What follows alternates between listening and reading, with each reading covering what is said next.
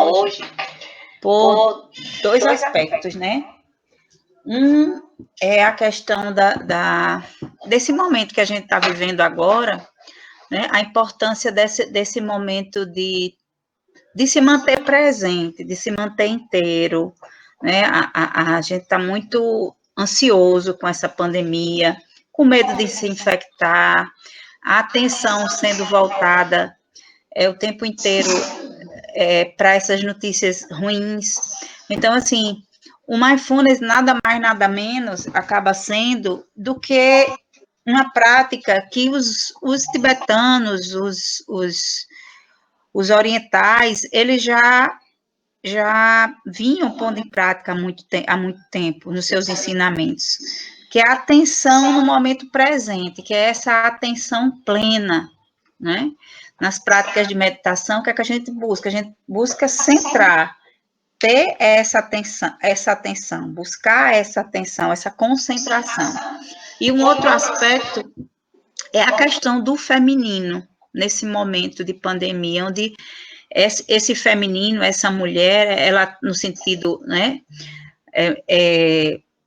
em relação às mulheres, ela está numa sobrecarga muito grande de muitos papéis, e, ao mesmo tempo, o índice de violência doméstica, ele aumentou 55% no nosso país, e também o índice de separações, ele aumentou 50%, né? Então, eu acho que é um tema que vocês acabam pegando no consultório, essa questão dessa sobrecarga do feminino, mas o que a gente vai falar aqui serve para todos nós, também para o masculino, né? Não é só para o feminino. Essa questão da atenção, de você estar presente, essa questão de você ligar o piloto automático, né? E a gente acabar, no momento, fazendo as coisas automaticamente, sem se dar conta do que a gente está fazendo. Então, essa palestra foi uma palestra que eu dei na Espanha, a segunda vez que eu fui à Espanha, a primeira vez que eu fui para um congresso, apresentar no congresso, e ele pediu, eu não sabia nem o que era mindfulness, né, e ele me jogou o tema, e eu resolvi montar um grupo com mulheres, com 20 mulheres, depois acabaram só 8, mas a gente foi fazendo durante 8 semanas esse trabalho, foi muito interessante, e a gente pegou as práticas do mindfulness, né, e cada semana a gente propõe uma prática, e no final a gente teve um resultado bem interessante, né. Então, a gente foi trabalhando vários aspectos relacionados ao feminino, mas que também se relacionam ao masculino. Plena, e manter a concentração no aqui e agora, que não é uma coisa fácil. Então, a gente fala aqui do feminino, mas o que a gente vai falar do feminino também vai servir, muitas coisas vai servir para o masculino também. E nesse momento da pandemia, esse feminino ele está sendo altamente desgastado por inúmeros papéis que as mulheres estão exercendo, né? Então, dentro de casa, tendo que ser mãe, professora, cozinheira, arrumadeira, profissional, amante. Então, são vários papéis que as mulheres estão exercendo nesse momento e que não está sendo fácil. Mas a gente tem várias coisas que a gente vai colocar aqui também é uma referência para o masculino nesse momento. Então, a primeira semana a gente trabalha com a consciência de estar no piloto automático, né? A gente acorda de manhã, dá um pinote da cama, escuta o despertador e simplesmente a gente já está ali ligado no piloto automático. O que eu tenho que fazer, como eu tenho que fazer, o que é que eu preciso fazer. Você não para perceber o que é que eu quero fazer, o que é que eu estou sentindo nesse momento, qual é a emoção que está prevalecendo para mim nesse momento. Você simplesmente vai, você simplesmente faz porque você está ligado no automático e você não se dá conta disso. Então, o primeiro desafio da gente é justamente tomar consciência desse piloto automático. Você acaba se robotizando, ligou no botão e você sai. Então, esse piloto automático e essa exacerbação de coisas que eu me permito ter que fazer e ter que cumprir no dia a dia, será que não é uma fuga? Eu faço e não sinto Eu faço e não olho, então essa pandemia também está ajudando a gente a parar, a ter que ver o que é que está acontecendo ao meu redor, como que eu estou vivendo, o que é que eu estou fazendo na minha vida, né? Então, eu faço o que eu quero com consciência ou eu faço por fazer quando eu não quero fazer? Então, trazer essa consciência para a gente, eu estou fazendo por fazer ou eu estou fazendo com consciência? Então, é o exercício de se desligar do piloto automático e ter escolhas conscientes. Eu sei o que eu faço e o que eu faço é o que eu quero fazer, né? E a segunda semana a gente trabalha mais explorando o corpo, não só o corpo do feminino, mas o corpo como um todo, né? No sentido não só da sexualidade e da sensualidade, mas da sobrecarga também. Eu estou cuidando do meu corpo. O que é que eu estou fazendo com esse corpo físico, que é a minha autoimagem também física, que reflete a minha autoimagem psicológica, né? Então, a gente vai agora parar, vocês que estão aí assistindo aula, né? E pensar numa situação que lhe venha na mente ou nos seus problemas e observar o seu corpo. Como é que eu tenho tratado o meu corpo? Como é que o meu corpo sente essa emoção? Então, você pode agora, num momentinho, entrar em contato com o teu corpo físico, tomar consciência, como é que eu estou somatizando? Qual é a parte do meu corpo que eu estou somatizando? Eu tenho tratado bem o meu corpo, eu tenho me alimentado de coisas saudáveis, eu tenho feito uma atividade física, qual é a relação que eu tenho mantido com ele? Porque ele é a minha primeira casa. E qual é a parte do meu corpo, qual é o órgão do meu corpo que eu mais somatizo? É o estômago, é o intestino, é a minha musculatura, né? É a minha cabeça? Qual é a região do corpo que eu tenho que somatizar? O que é que essa região está querendo dizer para mim? O que é que ela está querendo falar? Né?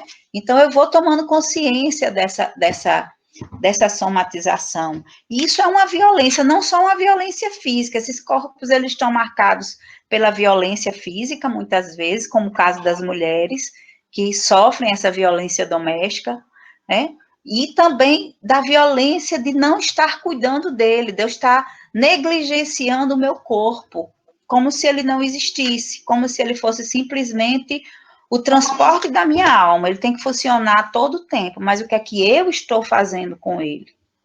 Então, esse corpo, ele não está só marcado pela violência física, ele também está marcado pela violência emocional, pelas emoções que eu sinto. Então, você vai conversar com essa parte do seu corpo, que você sente que ela é mais sensível, que você mais somatiza, né? Se é o estômago, o que é que eu não estou conseguindo processar? Né? Se é a garganta, o que é que eu preciso expressar, falar? Se é a cabeça, o que é que está me remoendo tanto? Que pensamentos são esses? Né? O que é que eu estou me cobrando, me culpando? Né? Então, cada órgão, intestino, o que é que eu não consigo soltar, liberar? Né? Então, cada órgão do nosso corpo está relacionado a um tipo de emoção. Então, vá falando com essa parte do seu corpo agora que você sente que somatiza. Põe a mãozinha lá no seu corpo e pede perdão. E vai liberando esse órgão que é mais sensível. Fala para ele, olha, a partir de agora eu vou encontrar outras estratégias de enfrentamento. Você não precisa mais somatizar. Eu vou encontrar outras estratégias de enfrentamento para resolver essa situação. Outro ponto do corpo é a questão, tanto para os homens como para as mulheres principalmente, sexualidade e sexualidade. Né? Como é que eu tenho vivido essa sensualidade, essa sexualidade, desses extremos, da repressão ao uso e abuso. Né? Nós, mulheres, até a década de 60, 70, mais ou menos, a gente foi criado com muita repressão sexual. Né? Tá errado, sexo é uma coisa suja, impura, errada, isso foi nos passado, é um pecado, né? Noção de pecado. Então, foi uma grande batalha para que as mulheres pudessem viver essa sexualidade, essa sensualidade sem o medo, né? Sem a culpa, sem a marca da prostituição, vamos dizer assim. Poder viver essa liberação da sexualidade de uma forma saudável. Então, como é que eu estou vivendo? De uma forma reprimida ou simplesmente eu estou me fazendo o uso e o abuso dessa sexualidade sem passar pela paixão, pelo compromisso, pela intimidade, às vezes até pela ligação espiritual, ou psicoemocional também, né? Quando eu tenho uma ligação muito intensa com o outro, nesse sentido bem mais profundo. Então, como é que eu tenho vivido essa sensualidade, essa sexualidade na minha vida? Existe algo que me completa, ou eu caio no vazio, é uma descarga, onde depois eu caio no vazio. Então, essa foi uma reflexão que a gente fez também, né? E procurando as mulheres tocar a pelvis, e até os homens também tocarem seus órgãos, e tomar essa consciência, né? Como é que eu estou vivendo essa minha sexualidade na minha plenitude, que isso me completa, né? E que isso me faz pleno, né? Então, nesse trabalho, a gente procura também honrar e curar as gerações passadas, principalmente as mulheres, já que a gente estava fazendo um trabalho com o feminino, só de mulheres, né, de honrar e curar essas gerações passadas, essas avós, essas mães, essas tataravós, que viveram tão reprimidamente, elas não tinham nem o direito de escolher os seus parceiros, muitas vezes. Houveram muitos abusos, né, nas gerações, e como elas brigaram e lutaram para poder viver essa liberação, essa liberdade da sua sensualidade, da sua sexualidade, sem culpa e sem noção do pecado. Liberar essas gerações futuras, né, a partir da gente, como é que a gente pode liberar e projetar felicidade, cura e liberdade para essas gerações que vêm pela frente. A terceira semana, a gente foi trabalhando com os limites físicos, mentais e emocionais. E é algo que a gente está se deparando o tempo todo agora nessa pandemia. Quais são os meus limites físicos? Às vezes você não sai de casa, mas você se sente extremamente exausto.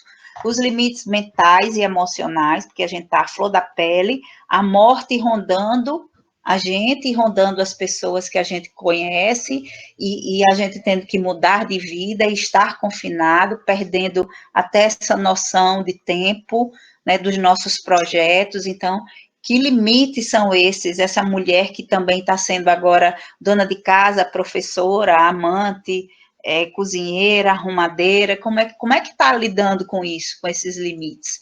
Né? Então, isso foi um trabalho. Então, como é que a gente lida com esses limites, né?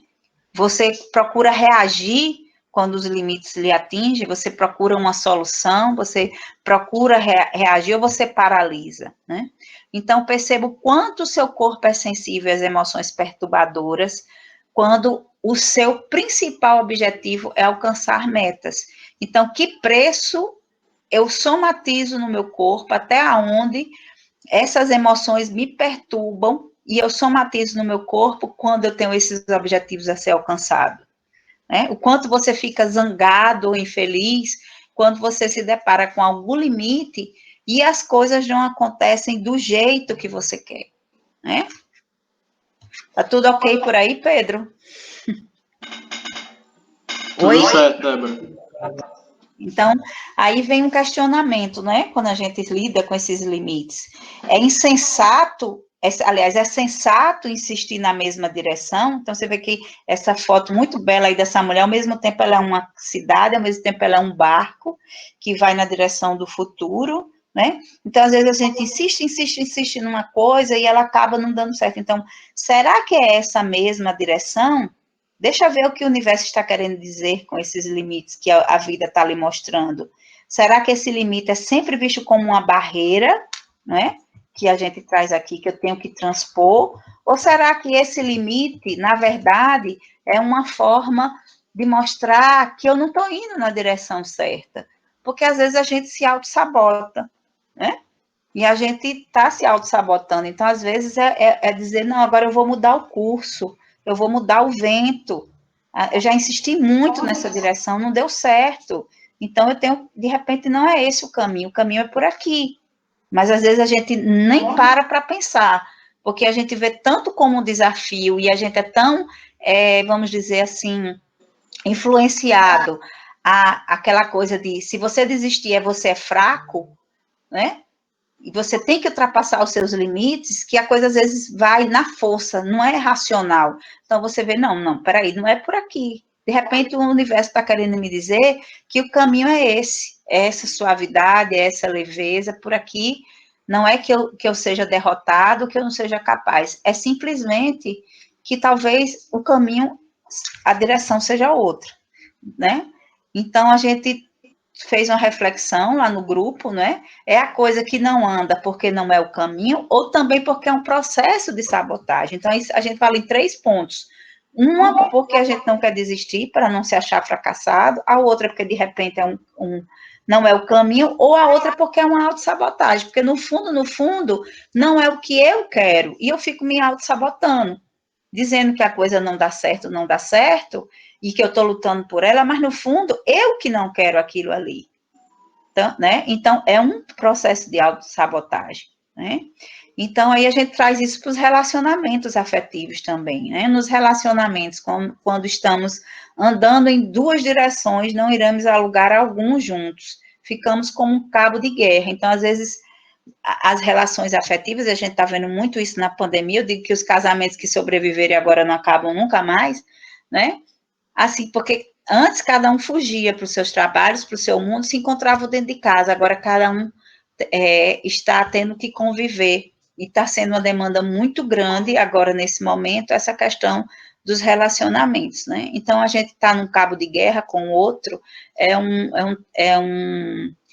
uma convivência de medir forças um com o outro, né? Então, se você quer ir numa direção, o outro quer ir numa outra direção, jamais vocês vão chegar juntos a lugar algum, né? Então, quando buscamos e olhamos para a mesma direção, naturalmente caminhamos juntos, livremente, sem sermos impostos, aprisionados, sem agredir nossos limites emocionais. Simplesmente vamos com o coração porque queremos ir. Então, muitas vezes, quando a coisa não flui, quando a coisa não anda, é um processo de autossabotagem também, não é só o universo que não está querendo, ou o outro que não está querendo. Então, ajudar a gente a refletir, estar com essa mente presente e consciente no aqui e agora, do que é que eu estou me autossabotando, né, para que a coisa não flua.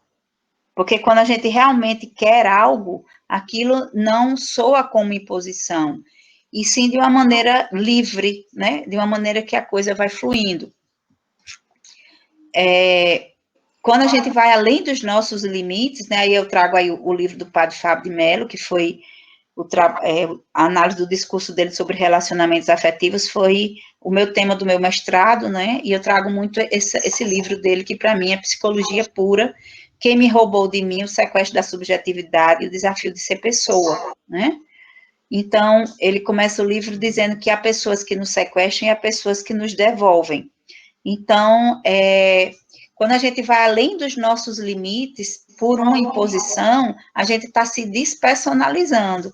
Isso acontece muito nos relacionamentos afetivos, quando A se apaixona por B e B por A, eles estão encantados por aquilo que cada um é. Num determinado momento da relação, alguém começa a sequestrar o outro, e o outro se permitindo ser sequestrado. Então, é como se você permitisse ser despersonalizado aos poucos. Você deixa de ser aquilo que você é para ser aquilo que o outro quer que você seja. Então, é como se você acabasse se robotizando. Daqui a pouco, o outro olha para você e ele não vê aquela pessoa por quem ele se apaixonou. Ele vai ver um protótipo de si mesmo. É como se ele se olhasse no espelho. Porque ele olha para o outro e ele está vendo aquela pessoa que ele transformou. Ele não está vendo mais aquela pessoa que se apaixonou, enquanto aquele que está permitindo ser despersonalizado ou ser sequestrado, ele também não se reconhece mais, porque ele já não é mais ele é uma cópia, ele é um objeto daquele que ele permitiu que sequestrasse ele, porque nós também temos responsabilidade nesse sequestro. O outro só faz conosco até onde nós permitimos que ele faça. A partir do momento que nós não permitimos mais que ele faça, ele não vai fazer. Então, foi uma das reflexões que a gente fez, né? Essa coisa da robotização também, que está no piloto automático, né? Deixar de ser eu para ser um protótipo do outro. O outro, quando lhe olha, vê a imagem dele própria. E aí você se pergunta, por quem eu me apaixonei? Foi pelaquela pessoa que me encantou, que era diferente, e não por aquilo que eu transformei ou que eu me permiti ser transformada. Então, é o trabalho desse resgate. Quem realmente sou eu e quem é o outro que me encantou no começo da relação? Então, um dos desafios na terapia de casal é justamente isso, né? É cada um resgatar a sua essência, é cada um resgatar quem eu sou, quem eu era, quem eu realmente sou, que às vezes a pessoa diz, meu Deus, quem é que eu era? Como é que eu, como eu estou diferente? O que é que eu sou agora? Porque você foi abrindo exceções, você foi fazendo o que o outro queria que você fizesse. Não que você não possa ceder e que você possa se adequar, mas jamais se despersonalizar, né? Então, a gente faz essa reflexão, que o espírito com que você faz algo é tão importante quanto o próprio ato. E aí a gente questiona, qual é a sua motivação para ser e fazer, para você mesmo e nas suas relações afetivas? Que motivação eu tenho para estar aqui nessa relação, para estar aqui propondo essa atitude, para estar me dirigindo nesse caminho, para fazer essas escolhas? Porque quando a gente está no piloto automático, a gente não toma consciência dessa motivação que vem, vamos dizer assim, do mais puro do nosso íntimo. Não, a gente não se dá conta disso. A gente simplesmente faz, sem nem perguntar por quê e o que é que eu quero fazer, né? Então, fazemos seguindo o caminho do coração. Então, o caminho do coração não é aquela paixão cega, desenfreada, mas é aquele caminho que nos faz pulsar, né? É aquele verdadeiro caminho.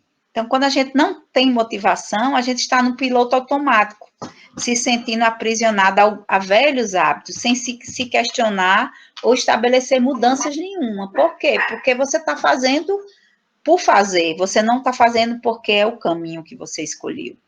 Então, que sentimentos foram eclodindo por parte das mulheres, né?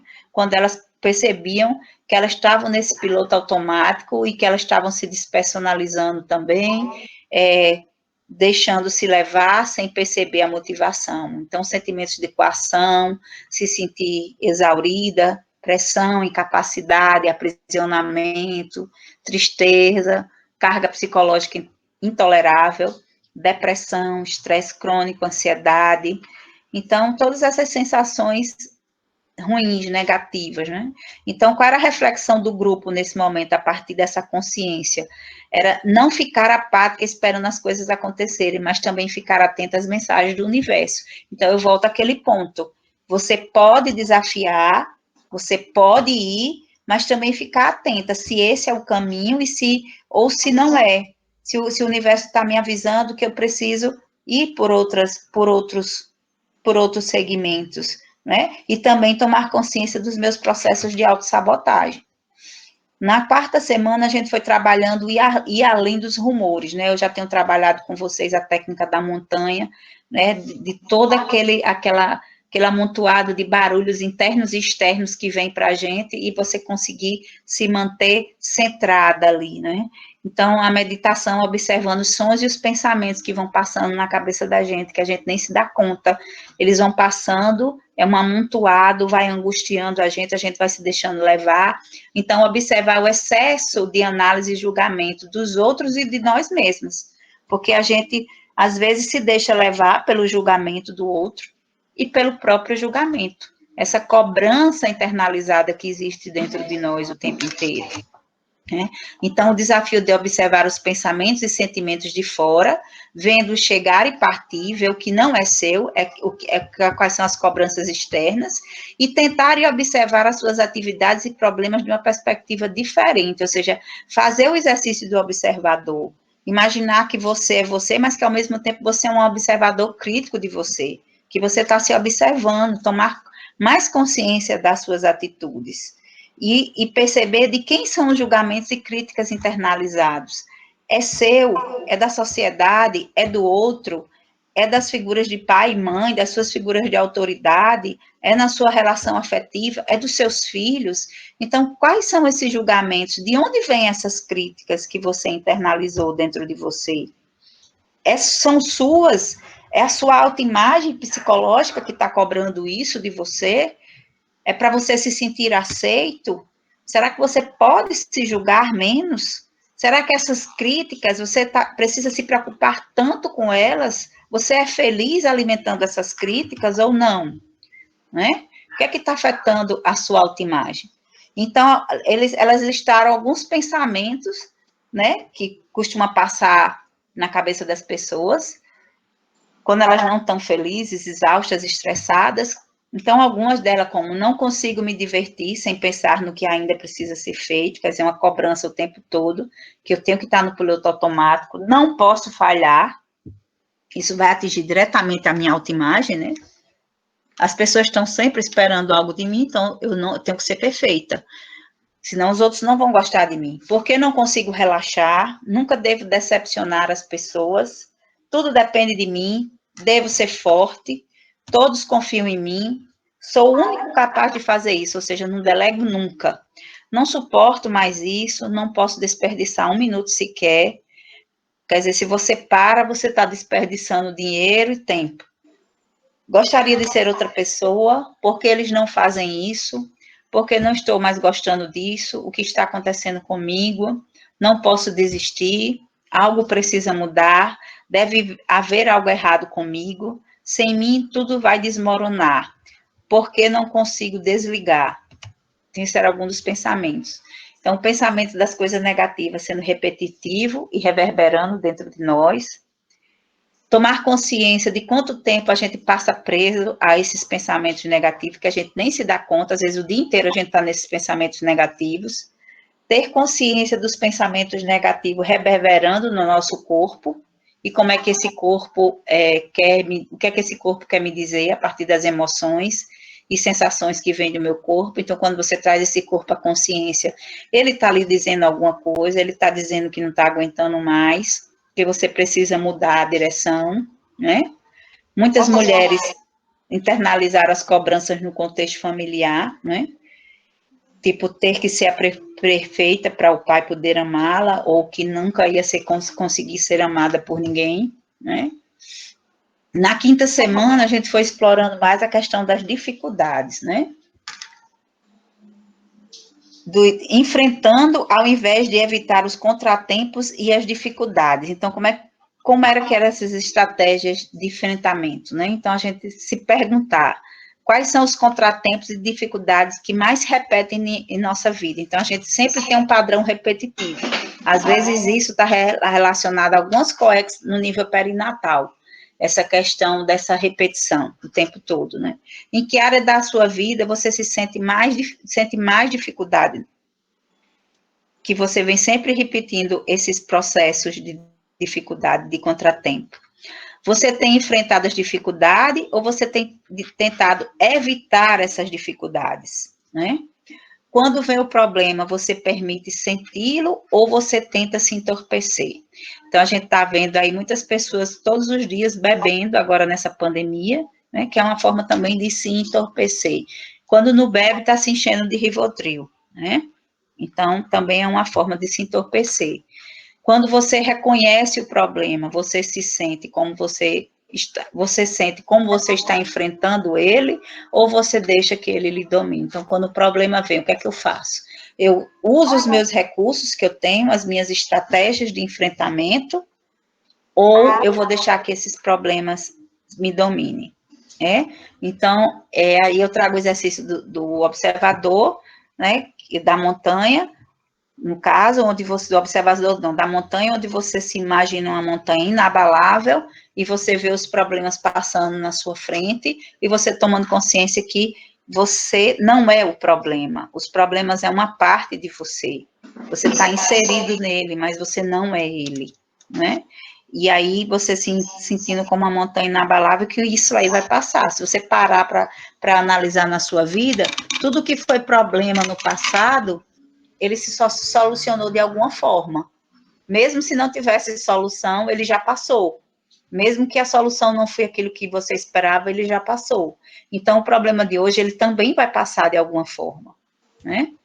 Então, procurar mudar o foco, não ficar remoendo o problema, desidentificar-se, tomar consciência que você não é o problema, você faz parte dele, ou ele faz parte de você, conseguir tecer metas e criar soluções diferentes a partir do ponto que você está, não adianta pensar no que foi, no que poderia ter sido, mas no que é que eu posso, a partir do ponto que eu estou, que metas e soluções eu posso ter. Sentir as reações do corpo diante do processo de dificuldade e enfrentamento é muito importante. Como que está meu corpo agora? Como que eu estou somatizando isso? Como é que meu corpo está sentindo isso? Não é? E é sempre necessário mergulhar no sofrimento, porque, assim, tudo bem que a gente possa viver os lutos não só das pessoas queridas que partem, mas do luto dos nossos sonhos, dos nossos relacionamentos que acabam, dos nossos sonhos que não se reconstroem, das mudanças de planos, de direções que a gente tem. Aí é necessário realmente você mergulhar, ficar mergulhada naquele sofrimento. Você tem o direito de chorar, você tem o direito de se enlutar, você tem o direito de sofrer, você tem o direito de fragilizar, mas você também não pode ser um mártir, né? Agora eu tenho que me debulhar e aqui eu não saio porque o meu problema é o maior do mundo. Então a gente faz essa reflexão do lugar da vítima e daquela que tem ação. Quem é a vítima e aquela que tem a atitude. Quais são os meus lados que estão imperando agora? É o lado da vítima ou é o lado da ação? Né? Então, você entra, às vezes, na autopiedade, no coitadinho de mim, ou na autoflagelação, né? Então, isso também é uma forma de dominação e de paralisia. Então, como paralisia não só para mim, justificativa não só para mim, mas em relação ao mundo que me cerca. Então, como transformar a experiência da dificuldade em aprendizado? Por mais que isso esteja acontecendo aqui e agora, o que é que eu preciso fazer para me transformar? Né? E algumas dificuldades que mais foram relatadas nesse grupo de mulheres era em relação aos relacionamentos afetivos, ao cuidado com os familiares, porque a gente sempre está cuidando, ou a gente está cuidando dos nossos pais, ou a gente está cuidando dos nossos filhos, né? Ou dos nossos companheiros, companheiras. Situação financeira, que a maioria das pessoas passam por questões financeiras, a falta de amigos, muitas vezes, e também relatado as relações profissionais, problema da realização profissional. Então, algumas falas, né? Quando penso no problema, o corpo logo reage, mas quando tomo consciência das dores e do local, a dor fica mais branda. Ser observador do problema me permite ter consciência dos sentimentos causados pelo problema e tento reorganizar esses sentimentos e o meu corpo. Sinto um buraco no meu coração, uma dor profunda, um vazio enorme. Observando de longe todas as situações, sinto que preciso ter forças para superar e que tudo tem seu tempo. Então, você já passa, né, desse lugar de estar preso, de ter dificuldade de enfrentar os problemas, para as estratégias de enfrentamento. E aí a gente vai para a sexta semana, onde a gente vai trabalhar o aprisionamento do que está passado e passar a viver o presente. Porque muitas pessoas vivem a relação com o passado, ficam presas à situação do passado. Então, essa mulher belíssima nessa foto, né, ela mostra esse passado para trás, seco, congelado, e ela olha para frente, as flores. Então, às vezes, a gente fica congelado naquele barco que já foi, naquele tempo que passou, naquela relação que já acabou, que está morta, e a gente não deixa de ver esse jardim que tem na nossa frente, que pode ser reinventado, né? Então, fazendo essas reflexões, quando eu estou presa ao passado e não olho para o meu presente, eu fico trazendo expectativas de futuro. Quais os padrões repetitivos que eu trago da minha linhagem? Porque muitas vezes a gente está repetindo um padrão da nossa linhagem. Tenho repetido o padrão da minha família. O que existe do meu passado não consigo me perdoar. Então, às vezes, a gente não consegue perdoar-se e fica remoendo como um processo de autossabotagem e de autoflagelação. Quais situações negativas do meu passado que trago comigo até hoje não consigo me libertar? Aí a gente vai acessar o nosso sistema de experiências condensadas, né? Que situações agora estão desencadeando nas minhas situações passadas que eu trago e repito no meu padrão e eu não consigo me libertar delas. E aí a gente traz o modelo da COEX de novo, onde a gente vai, às vezes, trabalhando aqui e agora, mas tem coisas lá atrás que a gente precisa soltar a amarra para poder o barco andar, né? e em vários níveis de consciência que vocês já conhecem, né? Que níveis de consciência essas COECs elas vão sendo reverberadas aqui e também que matrizes perinatais eu preciso acessar nesse momento também para trabalhar essas questões do aqui e agora, mas que reverberam desde lá das matrizes perinatais. Então, algumas reflexões que foram trazidas para o grupo, né? A base para grande parte da culpa vem do medo, né? Medo do que eu fiz, medo do que eu tenho que fazer, medo por não me permitir. Então, procurar se perdoar e tratar a si mesmo com gentileza, né? Fazer as pazes com o passado, se libertar e libertar o outro, porque às vezes, enquanto eu não rompo com o passado, com esses padrões que já não existem mais, que já estão congelados, como é que eu posso me libertar e me libertar o outro? Então, eu fico presa a uma situação que já não traz mais felicidade, que já não traz mais vida, mas eu estou aprisionada e eu estou prendendo o outro também. As relações inacabadas, né? Às vezes o outro se separa da gente, mas a gente não se separa do outro, né? Então, às vezes essa coisa de segurar ainda, de você tentar segurar essa outra pessoa, quando só por um apego, por um medo, o outro já não está mais com você, mas você ainda está alimentando essa experiência. É a culpa por não ter feito diferente. Às vezes a gente se culpa muito também em relação ao passado, porque a gente fica, poderia ter feito diferente, eu poderia, não adianta mais, o leite já foi derramado. Então, vire a página, escreva uma nova história, né? Você fez aquilo que você pôde fazer naquele momento. Foi certo, foi errado? Pode ter sido errado, mas foi o que naquele momento você foi capaz de fazer. Tem como voltar atrás? Tem. Não tem? Então, a única coisa que você pode fazer é, como o padre Fábio de Mello diz também, né? Escreveu aquele livro todo borrado, aquele caderno, vire a página, tem uma página limpa para você reescrever a sua história, né? Então, não adianta ficar, se o tempo voltar, se o tempo é aqui e agora. O presente é um presente, né? Como Chico Xavier diz, ninguém pode voltar atrás e fazer um novo começo, mas qualquer um pode recomeçar e fazer um novo fim. Então, é aqui e agora que eu tenho que recomeçar, reeditar a minha história e escrever, né? Um outro ponto que a gente refletiu, né? Quando você parou de dançar. Então, esse parou de dançar é o movimento da vida, é a magia, né? Eu estava lá na Espanha, trouxe essa espanhola e levei o teatro todinho a dançar aquela música da Maria Bethânia, que o Caetano canta também. Não estou me lembrando agora a música, mas eu acho que eu tenho aqui, não sei se você, acho que vocês conseguem escutar ela. Deixa eu ver se eu coloco aqui para vocês. Só um minutinho aqui que eu vou tentar trazer para vocês, né? Para a gente escutar também. Eu acho que é uma música bem legal.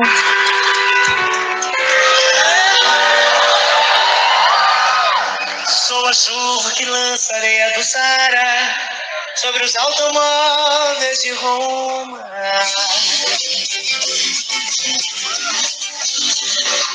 Eu sou a sereia que dança destemida Yara, a ave folha da Amazônia. Sou a sombra da voz da matriarca da Roma negra. Você não me pega, você nem chega a me ver. Eu sou de cega careta. Quem é você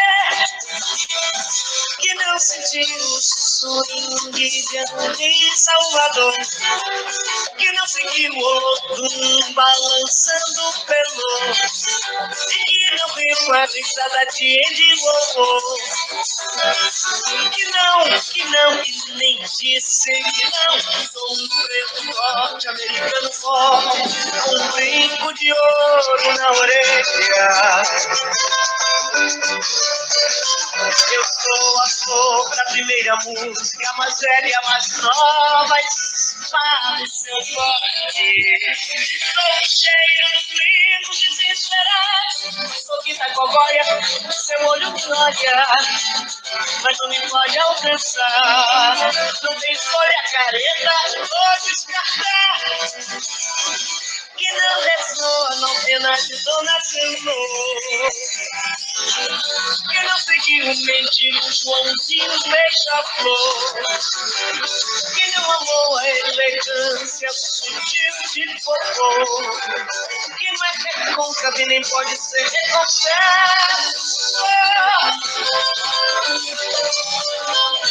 Sou um preto norte-americano forte, com um brinco de ouro na orelha. Eu sou a flor da primeira música, mais velha, mais nova espada, seu corte. Sou o cheiro dos livros desesperados, sou Pitagogóia. Seu olho me olha, mas não me olha alcançar. Não tem escolha careta, vou descartar. Que não rezou a novena de Dona Antônio. Que não seguiu o mendigo Joãozinho beija-flor.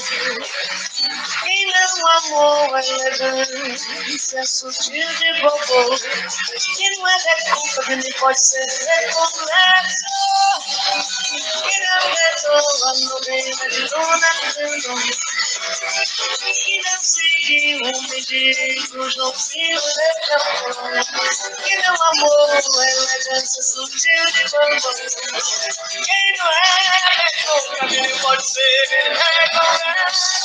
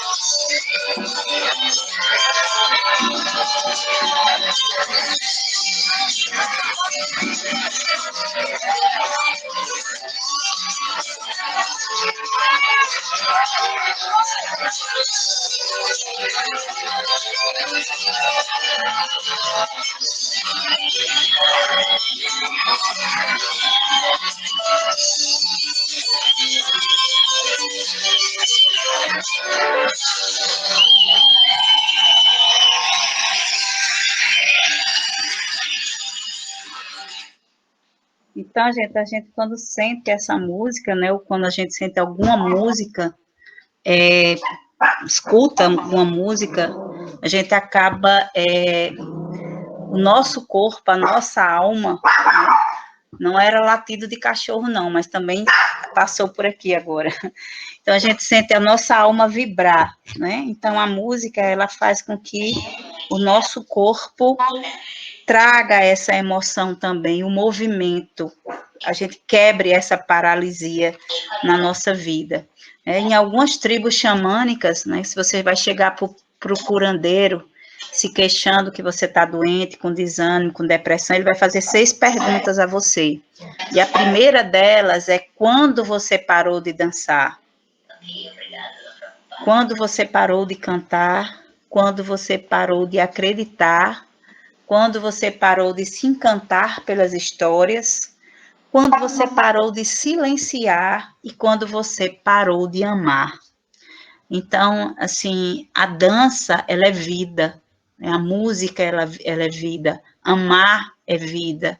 Então, é trazer essa parte mais primitiva, né, nossa, no sentido não de agressão, mas mais primitiva no sentido de pura, daquilo que vem da sua alma, que você sente, que você precisa colocar para fora no sentido de estar vivo, de se sentir vivo. Então, eu me lembro muito bem, né, quando eu levei essa música e estava dando essa palestra lá, tem no YouTube, se vocês quiserem, vocês podem ver, foi bem emocionante lá, toda a palestra, e o momento que eles estavam dançando, né? Até porque o povo brasileiro já é acostumado a essa coisa da dança, da música, o europeu, ele já não tem muito essa prática. Então, assim, vê-los conseguir se movimentar no meio daquela plateia e eles trazerem, assim, mudar o semblante e trazer tanta vida. Então, a gente, às vezes, precisa voltar a dançar, né, como é importante. Então, fazendo essa reflexão de quando estou cansado e exausto, costumo abrir mão das coisas que me realizam para dar lugar àquelas mais revigorantes e importantes. Então, a dança é uma dessas coisas revigorantes e importantes. Às vezes não, às vezes mesmo cansado, exausto, você continua realizando aquilo que você tem que realizar mesmo cansado. Então, essa reflexão, eu paro e dou lugar a essas coisas que me trazem vida ou não?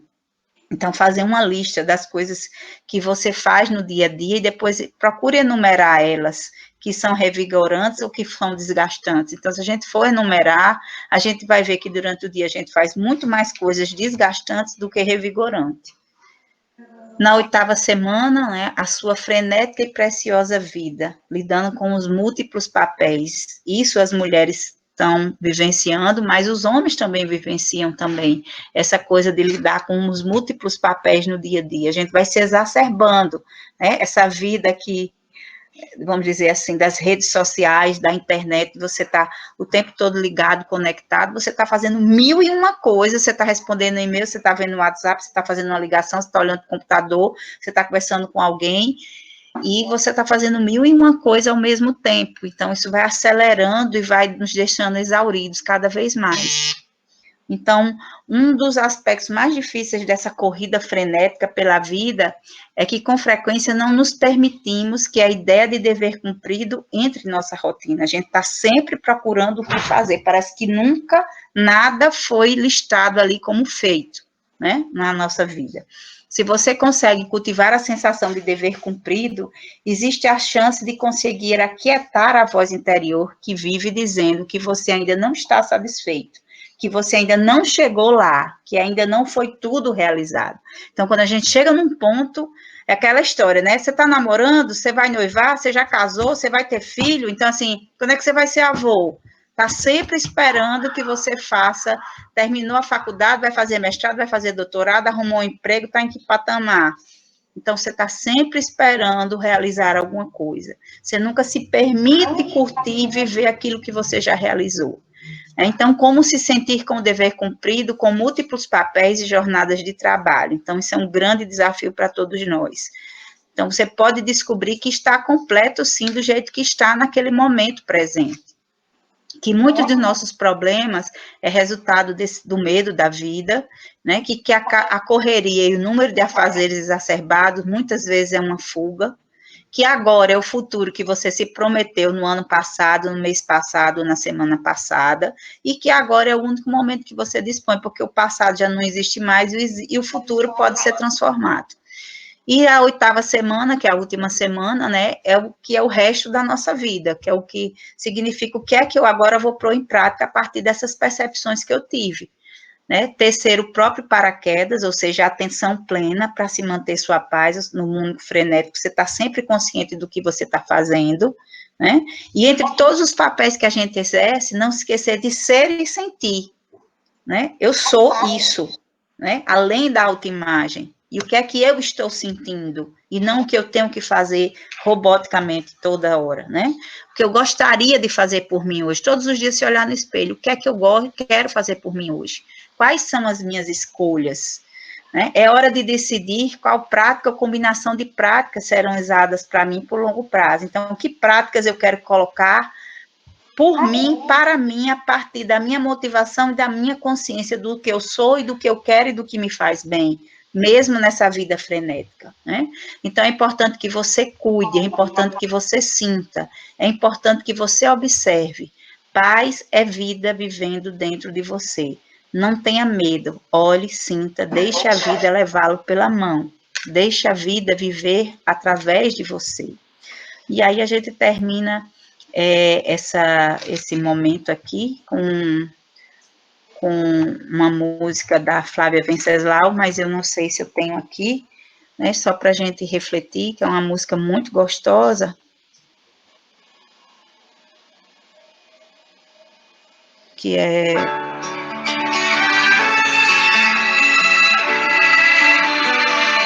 Não é esse não. Aqui.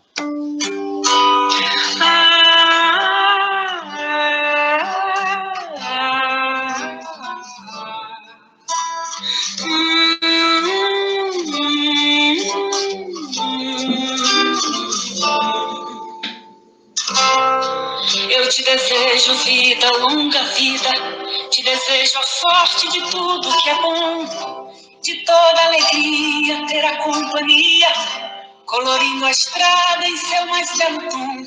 Eu te desejo a chuva na varanda, olhando a roseira pra desabrochar, e dias de sol pra fazer os teus planos, nas coisas mais simples que se imaginar. E dias de sol pra fazer os teus planos, nas coisas mais simples que se imaginar.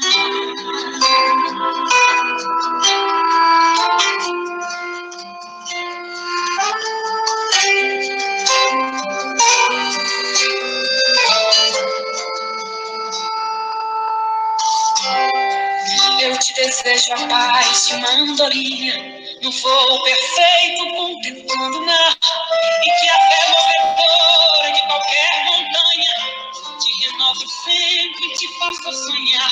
Mas se vier as horas de melancolia, que a lua tão meiga venha te afagar, e que a mais doce estrela seja tua guia, como mãe singela a te orientar.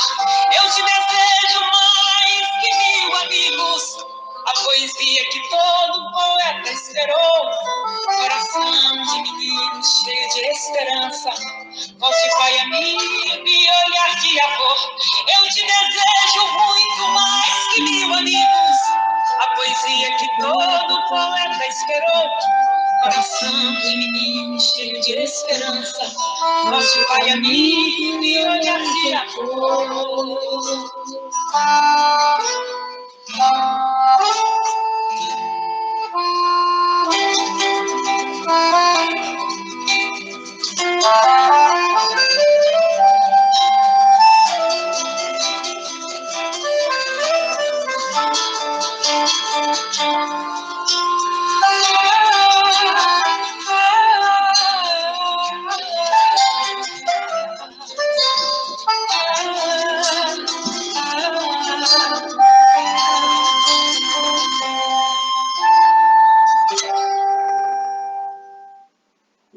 É isso, gente. Essa reflexão que eu queria fazer com vocês.